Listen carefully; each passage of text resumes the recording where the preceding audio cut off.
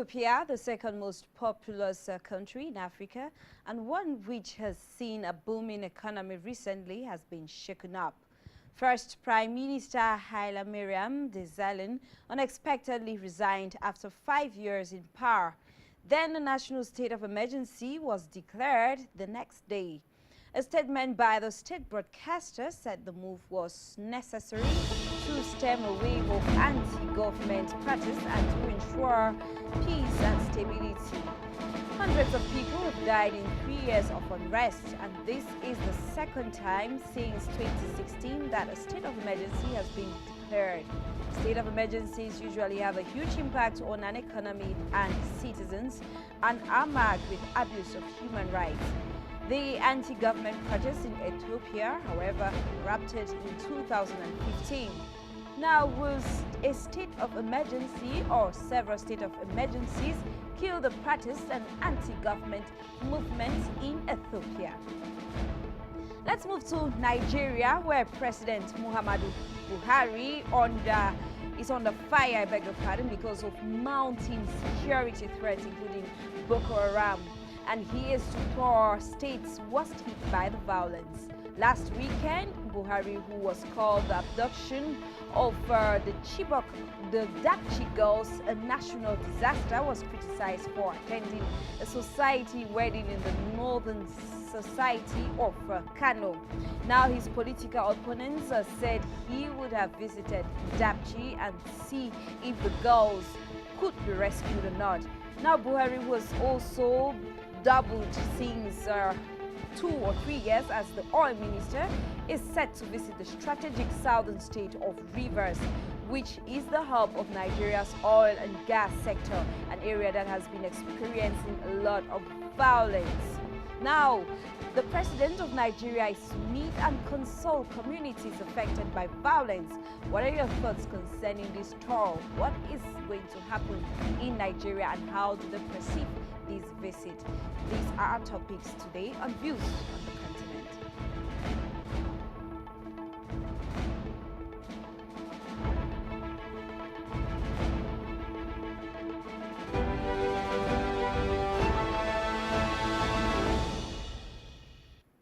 Hello to you all, and thanks for joining me in the studio. It's Views on the Continent on Africa Media TV. Today we take you to Ethiopia and to Nigeria. Those two countries are having issues. When we talk about issues, we mean violence that has been ongoing in their countries. And in Ethiopia, the prime minister resigned, but then in Nigeria, the president is set to visit violence-hit areas in the country. And now we are wondering what all of this means to the different countries. Before we get into receiving your calls today and your different comments concerning this topic, I would like us to go to Ethiopia, where the country is set to have a state of emergency for the next 6 months, and this is the second state of emergency in that country in 2 years. Now take a listen to this video while I meet you right after that. It's calm on the streets of Ethiopia's capital Addis Ababa, but the country is slipping into a deeper political crisis. On Friday, the government imposed a state of emergency to stem a wave of unrest. The defense minister confirmed on Saturday it will last for 6 months and includes a ban on protests, gatherings, and publications that incite violence. The state of emergency should not be seen as a military coup. The army is under the federal constitution, and it is a tool to implement the government's decisions. The state of emergency procedures are intended to protect the constitution, country, and people. The announcement follows the sudden resignation of Prime Minister Haile Mariam Desalegn, who had been in office since 2012. Haile Mariam said his departure as Prime Minister and chairman of the ruling Ethiopia's People's Revolutionary Democratic Front coalition was to enable necessary reforms in government. There have been mass demonstrations in Ethiopia's largest regions, Oromia and Amhara, in recent months, with protesters calling for political and economic reforms and an end to state corruption. A 10-month state of emergency ended last year but failed to stop the protests, particularly by Ethiopia's youth, who have increasingly come to view demonstrations as the only way to bring about meaningful change. Dozens of protesters have been killed and many more injured since 2015. Eskinder Nega is one of 6,000 political prisoners released by the government this year in an effort to ease growing tensions. Ethiopia is one large prison. I say this because there is no democracy in the country. This is a dictatorship. We have to change this big prison into a democratic state. Opposition leaders say Ethiopia's ruling coalition has lost its authority. They are demanding all parties be involved in deciding the country's future. Real negotiation. You know, this country is a country of 100 million. It is too big for one political group, you know, for one group, small group to run the affairs of 100 million people. Years of unaccountability and ethnicization of the country's politics have pushed Ethiopia to tipping point. Some say injustice, repression, and lack of meaningful democracy have instilled a sense of despondency. Ethiopia's ruling coalition, the EPRDF, is expected to meet within days to choose a successor to Haile Mariam Desalegn. But the stakes are high and jostling for the premiership intense. Whatever the coalition decides will have a huge impact on how Ethiopia is governed. And we are waiting for the next Prime Minister of Ethiopia. Hopefully, we are going to have that before the end of this week. Now, just to remind you, if you're just joining us, it's Views on the Continent on Africa Media TV. And on this program, we learn, we share, and we ask questions. So feel free to join us using any of the numbers on the screen today to participate. Now, I'll just like you to listen to some of the things that Ethiopians think about this state of emergency. The first is that they think that Ethiopians think that having this state of emergency is going to give only a breathing space probably to some sense of false security and stability for the supporters and deep state of the EPRDF, I beg your pardon, that's the government that is governing the country, the ruling party as of now. They may elongate their grip by declaring the state of emergency in that country on a yearly basis since the country has gotten out of their command. Remember, Ethiopia has a population of 100 million, the second largest a country in the continent when it comes to population. It is very large, and as you heard that one citizen of Ethiopia already saying in that video that it is too big and they need to divide the country and look at its problems before Ethiopia gets to a worse state. I would like us to listen again to another video concerning to listen and watch this video concerning what has been happening in Ethiopia ever since they had their state of emergency, and I'll see you right after that. Take a listen. Of the more than 539 parliament members present, 346 MPs supported the state of emergency declaration, while 88 members of parliament disagreed. Supported by two-thirds majority, the parliament has endorsed the 6-month state of emergency.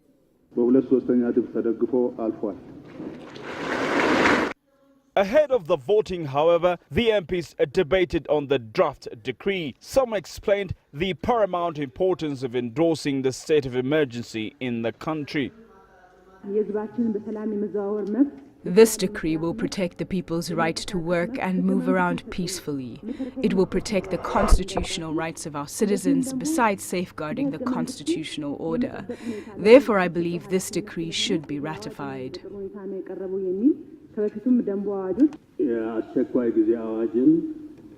We do not have any reason to dismiss the declaration of a state of emergency.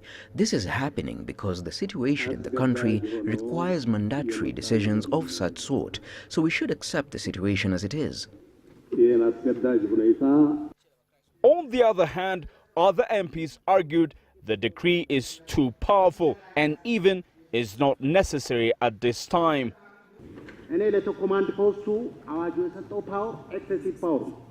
I believe the decree has given the command post excessive power.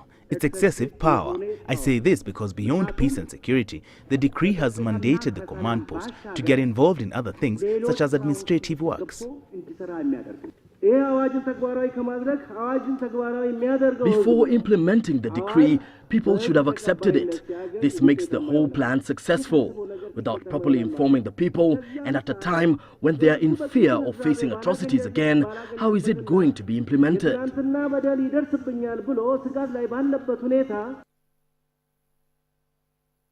Now, that is Ethiopia, as at a few weeks ago, or a few days now. Just to begin reading some comments from our Facebook page. The first is from Evans Abunrika from Banso. He says, yes, Gina, thanks for the interesting topic today. I think what is happening in Ethiopia is what we are experiencing here in our country, Cameroon. The Ethiopian government must have declared the state of emergency, thinking that after the Prime Minister resigned, it must have been because of the protest in the country, and maybe the government thinks that things might be worse after he resigned. And about Nigeria, this is what Evans thinks. He says, I think Buhari has made the right idea to make a tour in all of these states because only few presidents in Africa can do so, and his case study is his country. Now, he says, one love to Africa, and he is joining us all the way from Banso in Cameroon. I would like us to receive Mr. Fa Elvis in the studio. He's joining us after a very, very long journey. Hello to you, Fa Elvis, and thanks for joining us. Thank you very much. It's a pleasure each time we come together at Freak Media. I think that everything being equal, it's a pan-African TV station. We love Africa, and I think we must do everything humanly possible to protect this beloved continent called Africa. Okay, thank you very much. Thanks for honoring the invitation out of your busy schedule, of course. Now, let me just ask you another question. This state of emergencies in Ethiopia, do you think it's going to solve the problem this country has been facing? It's 2 years since they started having problems, and this is the second state of emergency. Well, the bad thing in the whole scenario is that African presidents, for now, are very stubborn. When I say African presidents are stubborn, I say they are stubborn in real terms called stubbornness. Because when you look at political developments in the African continent, just as man being a political being, you must understand that if you have a child in the house that begins to agitate gradually, probably, Papa, I don't like what you are doing, I don't like this, and you take it for granted, know that you are nursing grievances that when you will get to a point where you cannot handle. And that's what exactly most African presidents are doing. You know, people agitate for a common cause in Ethiopia. Now, a prime minister resigns. Why? Probably he is not comfortable in the manner in which the government is running. That's why he's resigning. All right, for fear of protests, he put in place state of emergency.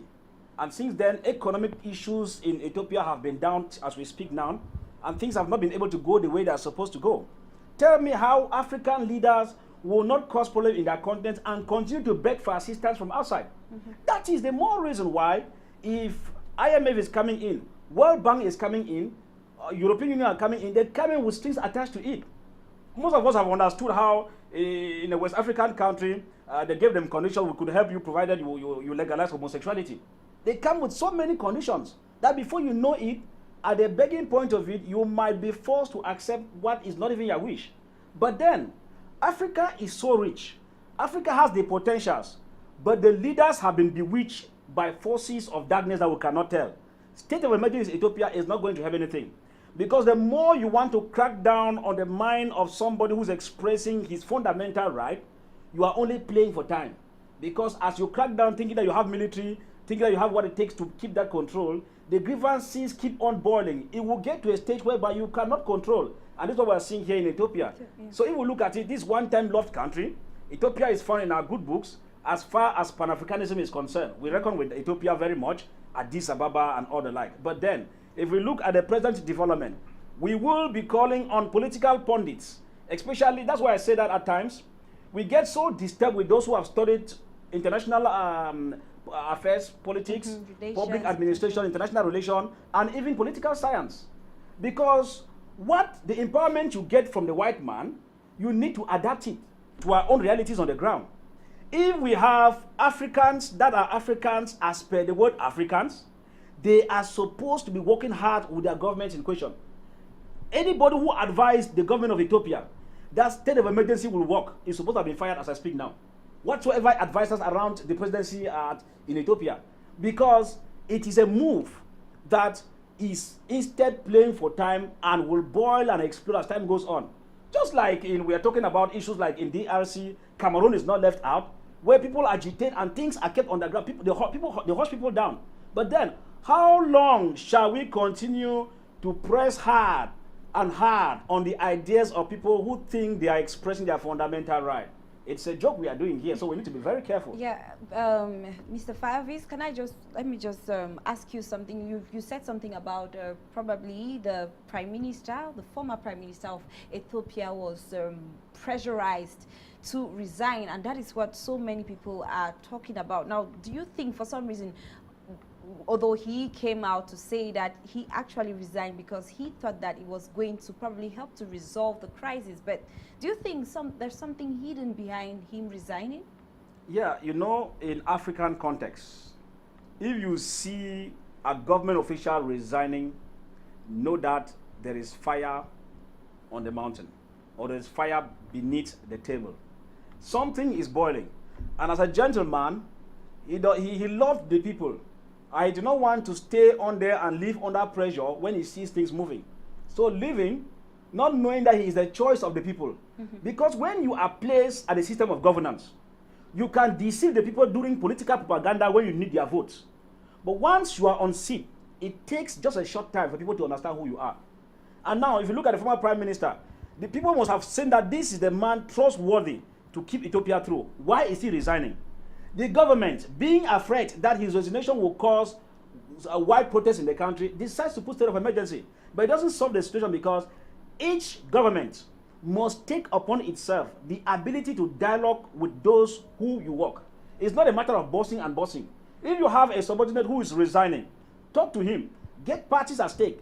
That is why we say timely dialogue in African politics will solve so many problems than believing that the military in Africa will perform the magic for us. Look at what Ethiopia is going through. Little did they know that the state of emergency that runs for over a year is not going to play any impact. And as we speak now, the more the state of emergency goes on, the more the government will be losing credibility. Because people are living in abject poverty, just like in Cameroon. People keep on suffering. The more the government does not come in for dialogue with the secessionists, with the political parties in Cameroon, just like in Ethiopia, is the more it keeps on losing credibility as the hours go by. It will only get to a point where you realize that you were alone. And the small elitist class that keeps deceiving you at the helm of the state, like in Ethiopia or in Cameroon or in DRC, that we are on a good footing, you only realize that you are in a battle of Waterloo to drown alone. So these are things that we need to take, especially when it comes to African politics. We have said that in most times, Africans have politicians that can keep this country on the rail. But for the fact that when they are looking for the support of the people, they become what we call, like chameleons. They pretend to be good, give promises. You talk about a seaport where it's not even possible to bring a seaport there. Then when you become now what you agitated for, it becomes difficult to harness, and this is what Ethiopia is failing. So Ethiopia, to cancel, we were talking to them because they watch us very well.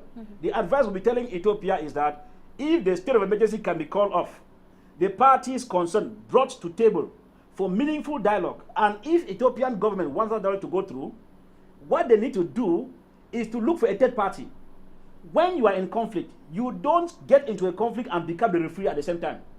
It has hardly worked. They need an intermediary, whether it's from the African Union that is sleeping, or from the United Nations that is sleeping, or from their regional organization that can come together and broker a deal. If this is not done, then more hunger, famine will affect Ethiopia. And the bad thing with Africa, I keep on saying, is that when you hear Donald Trump castigating Africa and calling it shithole, I give Donald Trump a big tick.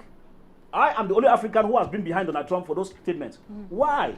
Because his statement is geared towards making Africans to sit up. Because when you speak, we spoke at the White House press secretary last time, when we were getting underground discussions via other press organs, it was clear that the statement came in because he says Africans have all it takes, they have all it takes to be rich, but they are poor. Meaning that the leaders themselves have decided to impoverish the people who put them there. It is a sad case in Africa, and so what we must be learning from Ethiopia is that State of emergency. They like they put troops everywhere on the street of Addis Ababa, everywhere. Okay. So long as the people's conscience are yearning for a change in Ethiopia, it is a matter of time. The government will not be able to handle. Okay, thank you very much, Faris. I'll just like us to listen to some other interactions we have. Remember, this program is interactive, and we have some people already on the phone. Probably they have questions for you. Hello to you, and thanks for joining us.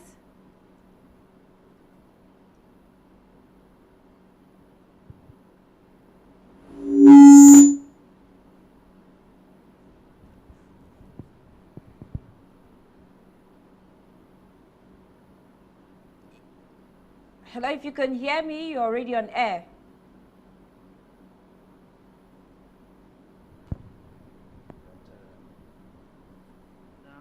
Good afternoon, lovers and viewers of African Media. Gina, I'll start with Nigeria. Buhari is playing games.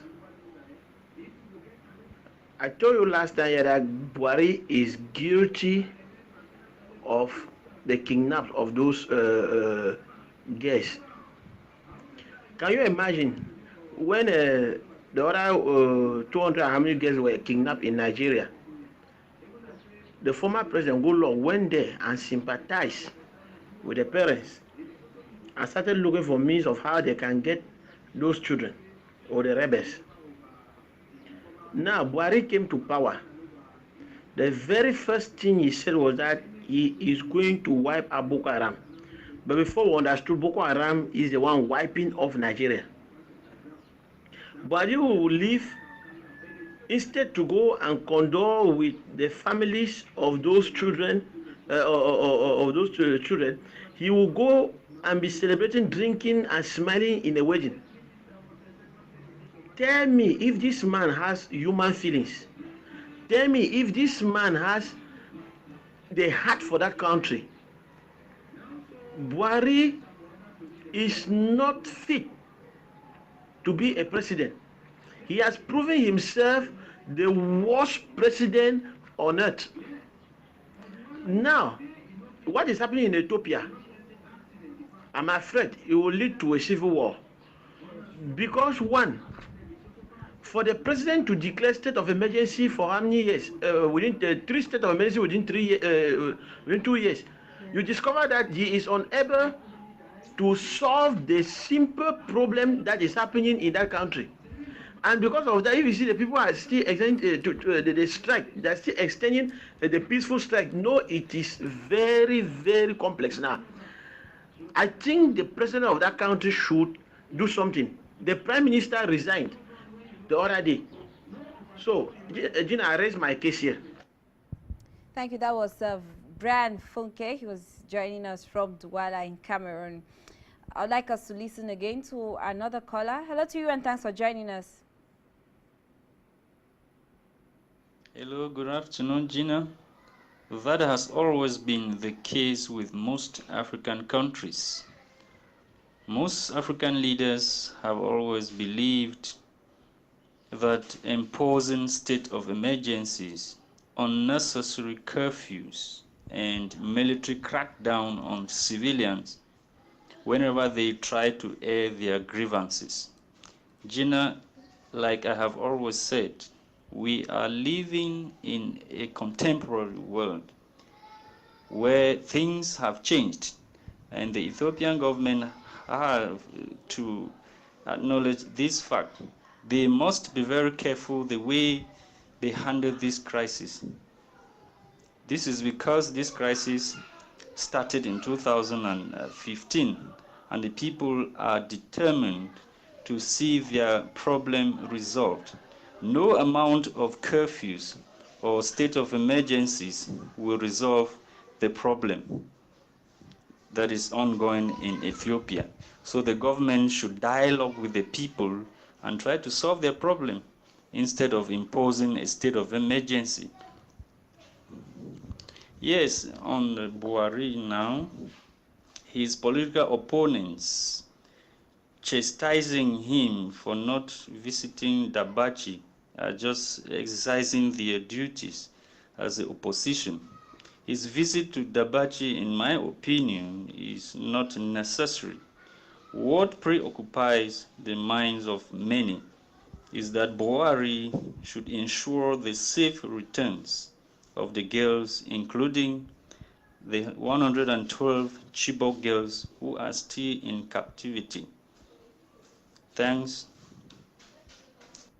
Thank you, Lasha Kingsley. And before we come back to you, Mr. Fag, I would just like us to welcome another person yet. Hello to you and thanks for joining us.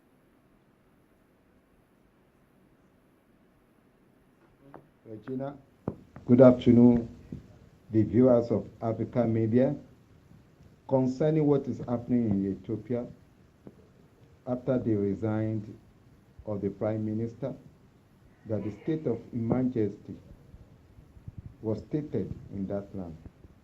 I want to tell you that the state of emergency cannot stop the protest in the land.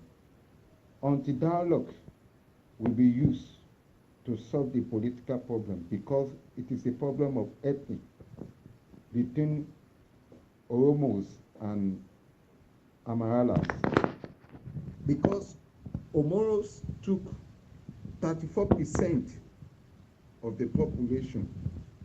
The reason why they are making this protest is that they want to expand the administrative border of the capital, which is Addis Ababa, which was encircled by Omorians' population.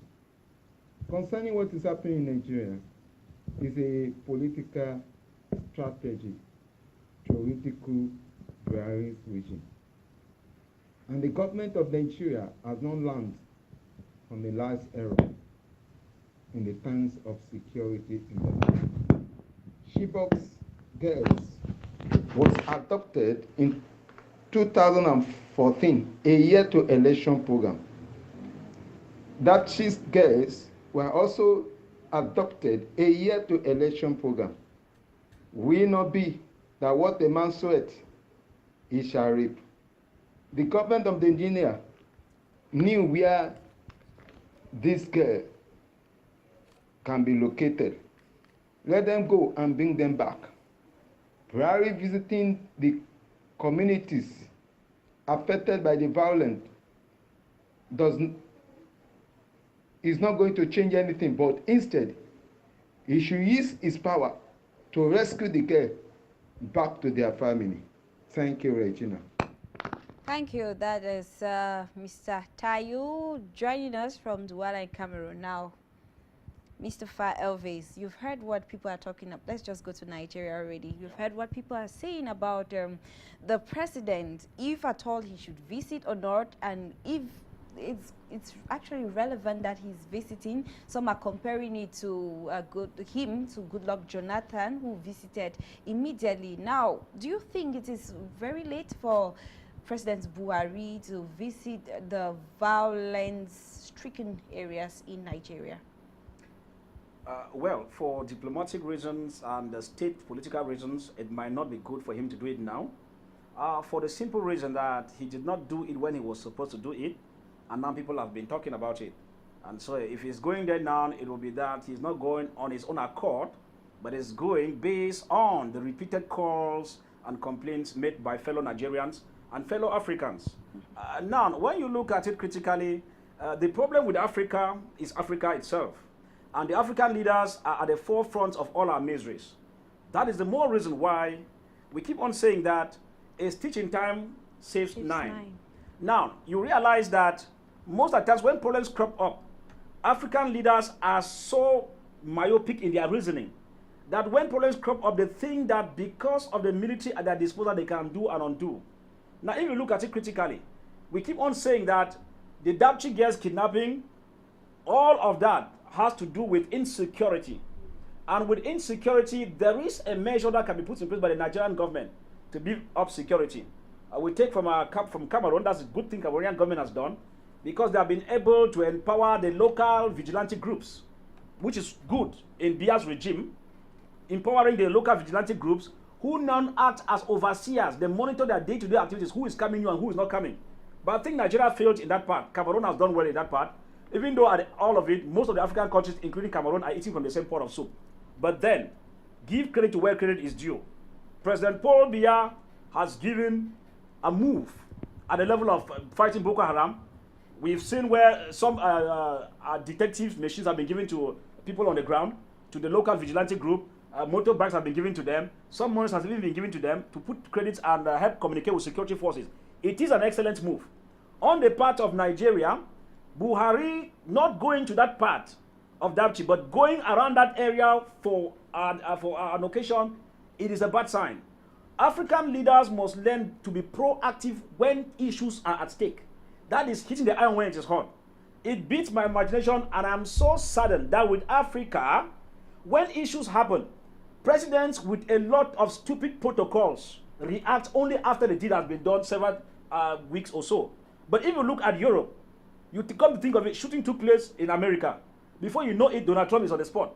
Whosoever president, whether it's in Germany or Emmanuel Macron, in issues where terrorism is said to have been reported, they move on the spot to ascertain the situation. I don't think these African presidents are bigger than European presidents. If we are borrowing democracy, which I said in real terms, without water in my mouth, that African democracy needs to be redefined. We can call it Africacy, not even democracy. Africacy, I'm still working on that. I'm working on a book, researching on that, on the kind of democracy that should suit Africa, the system of governance rather. Because if we want to borrow from Europe and put here, African leaders have failed it all. If I look at it, we look at the Liberian president. It is a good move to see those kind of presidents sweeping the street with people. I mean, these are issues our old fathers who are on seat in Africa should learn. Because when you have a proactive government, you move to the people. Once the people see you as their father, they have a worry, they agitate, and you respond to them instantly, not procrastinating. It helps to calm down some tensions, which could lead to a situation where you find it difficult to handle. As well as the issue with Nigeria here. Buhari is supposed to change his military strategy as I speak. He is supposed to change his administrative tactics towards resolving the Boko Haram crisis. If this is done, we are talking here because our children are not involved. But as a father, as I'm speaking, and as a mother and father, you are watching us wherever you are. Imagine a beloved child in school, nowhere to be found. You don't know whether she is alive. Hoodlums get to impregnate her, which has never been your dream. And they are putting her in family way at a tender age. You can imagine the psychological torture in the family, extending to the uncles, brothers, sisters, uncles, child, and all the like. These are issues Nigerian government should not take for granted, we beg them. And therefore, desperate problems need desperate solution. If it means negotiating with Boko Haram in one way or the other, granting some of them amnesty, rehabilitating most of them, to get the Chibok girls and the Dapchi girls back to their families, it will be doing us a lot of good.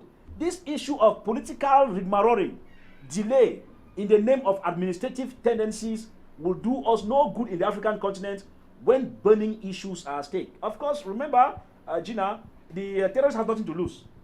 He could give you a claim and he could give you a charge or probably an order to follow if you refuse. He could kill your child. It will not cost him anything because they are already like beasts. But then the question is, how did they move to the level of being beasts? They were surely pushed to that level. And so African continent, Ethiopia, Nigeria, Cameroon, Democratic Republic of Congo should be able to sit up such that when problems come up, presidents should respond on the spot where the issue has taken place. I don't know if Buhari has been in the Niger Delta area too. I don't know.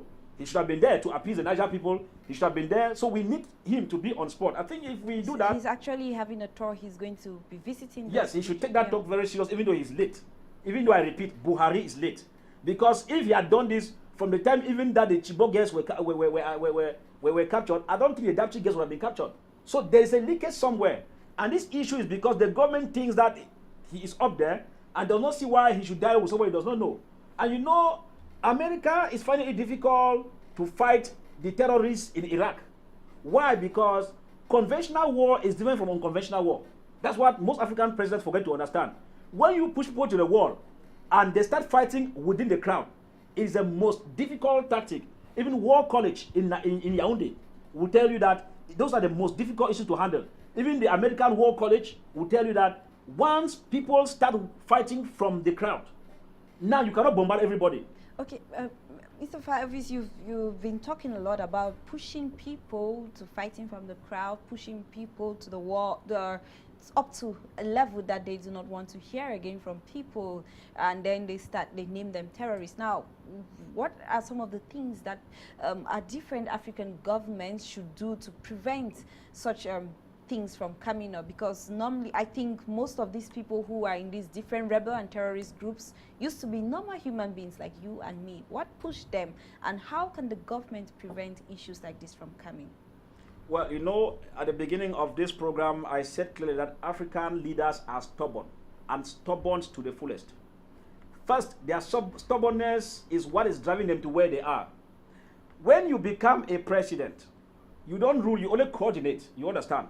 And while coordinating state affairs, there are branches, you have ministers, you have different services that furnish you with the information. But it does not mean that you should not be able to get to the ground to find out things yourself. Any president who sits at the presidential palace and relies on reports from GOs, from governors, from regional administrators, without taking time to verify, is a sleeping president. And such a president is bound for failure.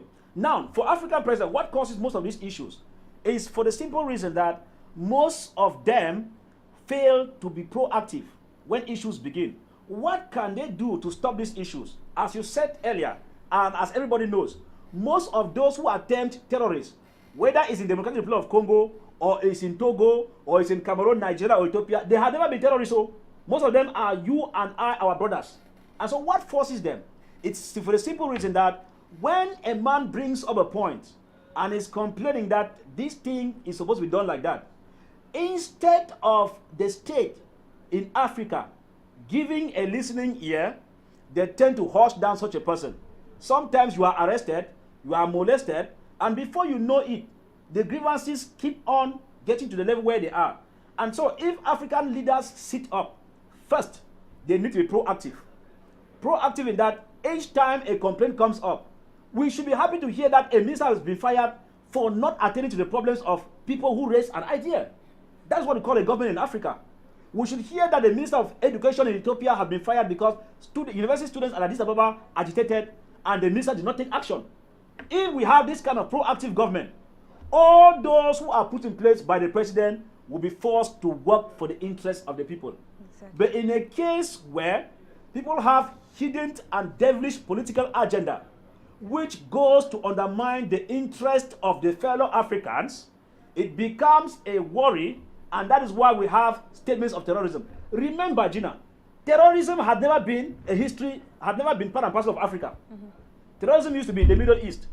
But now, if this concept is coming in, until African presidents are proud to call those who are fighting for their right as terrorists, it means something is wrong with some of them mentally upstairs. Okay. And that is the more reason why we beg on them that in case where their political, technical advisors are failing to work, they should resign and we get proactive technical advisors at the various presidencies who should be able to speak for the president to listen that, please, there's fire on the mountain, let us do something. A stitch in time, I keep on saying, saves 9. Okay, we're going to come back to you before we conclude, but then I would like us to receive another caller. Hello to you and thanks for joining us.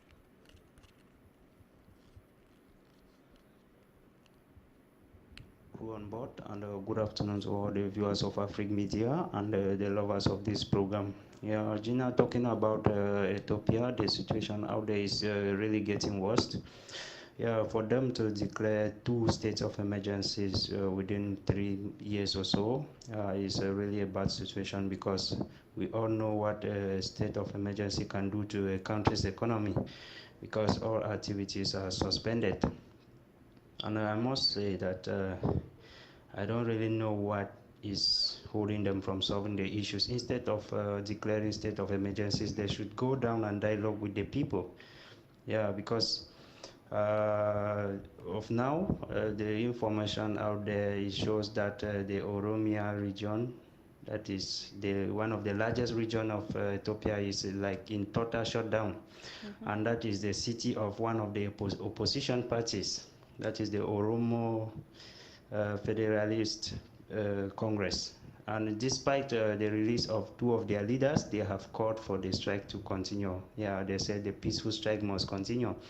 So I must say that if you ask me if a state of emergency can solve the crisis or kill the crisis, I would say no, because people may sit in their homes in fear. But once the state of emergency is lifted, they are going to go back to the streets. Yeah, I must say it's high time. We've lost Diodone, but Elvis, let me come back to you. We have we have Kweche Emmanuel saying that Ethiopia and Nigeria have the same problems just like in Cameroon now. He asked the question, how can someone resign and you call for a state of emergency? People are killed in Nigeria, girls are abducted. After you withdraw troops, it takes you 2 weeks to go to the field. It's a pity. Anyway, President Buhari is going to console better than never. Now, to conclude, he says only few African head of state are God-fearing and the rest are more or less listening from their colonial masters. Now, I just want to ask you this question. You did ask, like, who is advising our leaders, and you did mention that they actually need good people to advise them. Now, do you think, or do you agree that some of our leaders in Africa receive instructions from abroad or are being manipulated from abroad? People out of the continent, probably colonial masters, are manipulating people here in Africa. I'm talking about our leaders. Yes, I think it will not be news. We have been carrying out several underground information on how governments in Africa function. And the bad thing is that most of the governments in Africa, you see, when I say Donald Trump is my model, Africans, most of them have been very angry with me when I said Donald Trump, the president of the United States of America, is my idol, because he hits hard on issues that are worth hitting.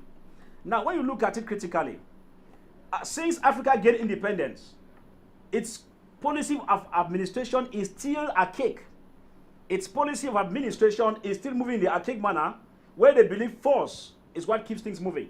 Now, if you come to the question you are asking, Gina, the bitter truth is that African leaders are teleguided by external forces. I repeat, African leaders are teleguided by external forces. That explains why it gets to a point where they are no longer answerable to the population that put them there, but they are now answerable to the colonial masters. This explains why they can unleash troops to kill you at random. They can unleash economic hardship on you. After all, the colonialists tell them, don't bother. If your economy is going down, we will loan you money.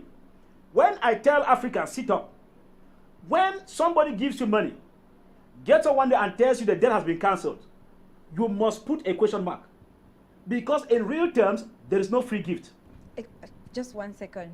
In true terms, there are no free gifts. And Yes. I would like to talk about Ghana. Ghana is celebrating 61 years of independence today. And the president of Ghana, Nana Akufo-Addo, is using the hashtag everywhere, Ghana Beyond Aid. And he is withdrawing his country. He has said his country will never go to the IMF to ask for a loan. Now, do you agree with him that he's afraid of doing this again because some loans and maybe debts that are being cancelled from African countries have question marks behind? Well, if I see President Kufuor, his action, I love it very much. In fact, if I was to see him, I would have given him a cup of cold water from Cameroon. Because these are the kind of African leaders we need. Once we get to the begging stage, the foreign countries and their policies determine things for us. I have told most African and lecturers of political science, how on earth do you explain that Africa has the rich potentials, yet its raw materials and their prices are determined by some people elsewhere? It is ridiculous. This is absolutely nonsense. That is the more reason why we say that African leaders need to sit up. The president of Ghana is doing a good job because each time you go for loans, there are strings attached to it. Look at the debt policy of IMF and World Bank and European Union. Most of their loans are directed to African countries. for reasons known by them and hidden under the ground. That explains why, if you look at the manner in which our resources are being carted away, a man will cancel your debt worth billions, come back to sign a treaty of extracting your raw material. He knows that you cannot refuse. You will easily sign it, and before you know it, the profits will be making within the time frame of that accord will cover up the debts that you owe him. So what are we saying? African leaders who are failing needs to be kicked out by voting by the respective countries where they are, so that we bring young, proactive leaders who can generate income from their respective countries, transform them into employment, job opportunities. One thing people must understand, that's why I say that African Union needs to get up from sleep. If African Union is the African Union you and I expect from the origin, Europe is supposed to be trembling as we speak now. Why? Because Europe should have come to understand that now they need to come to us. We can give aid to Europe. It's possible. We have intellectuals. Why do we go to school and come back to put up companies whereby the prices of what we produce are determined by the nonsense so-called world market? It's a call for concern. If we have cocoa in Cameroon, cocoa in Cote d'Ivoire, cocoa in Togo, and we form a united front and say, we are not selling this cocoa to the chocolate companies or bananas to biscuit companies in Europe for this amount of money, but we are selling it for this amount of money, they will come begging because they need our raw materials. But African leaders, knowing fully well that they don't have what it takes to offer to the poor masses, they decided to rely on military aid. All military jeeps, all and expired military planes are sent to Africa in the name of aid. And that is what the African leaders take to protect themselves while dishing out our raw materials. The ancestors of the African continent are watching these African leaders, because when they begin to act, coupled with the handwork of God, they will begin to know that even their generations will pay for the crimes they are putting Africans into. Ethiopia is not supposed to suffer as we speak here. Ethiopia has rich touristic potentials. Nigeria is not supposed to suffer. Nigeria has cotton of the highest order that can survive its clothes industry to the fullest, with rich touristic potentials in terms of arts and culture. But if we look at it, must we go begging all the time? Why? Because the leaders we put there don't have anything to offer than to offer under instructions from the colonial masters. Therefore, if Pan-Africanists are coming together as per se, they should be thinking of adapting all our educational system to suit the African continent and put in place Africacy, which is a system of governance suited only for Africa. By so doing, we will work in a way that the white man will come begging for aid after they don't have what it takes. We have all it takes. We have the knowledge. We have the raw materials. They have just the knowledge. They don't have the raw material. And so these are issues that African leaders must be able to sit up. Okay, thank you so much, Mr. Fa Elvis. And of course, we are waiting for Africacy. That Africacy, the book you're talking about? Yes, Africacy. Yeah, Africacy, of course, we'll be ready to launch that book and probably help the entire African continent grow. For the viewers, we've come to the end of today's program. Thank you so much, Mr. Fa Elvis, for making time out of your busy schedule to join us. Thank you so much. Thank you very much for inviting me too. Yeah. And I think that with Pan-African TV, will always be here because Afrique Media is the TV that gives us that leeway to say things that concern our continent, as beloved as it is. But we believe with Afrique Media, in the next 10 years, if we move all these heady leaders and put the right ones, Africa will be a safe haven in the whole of the Earth continent. Indeed, a safe haven. Fellow viewers, we have come to the end of the program. Thank you all so much for watching and participating. A big thanks to the technicians as well. Now, from wherever you're watching us, it's goodbye for now.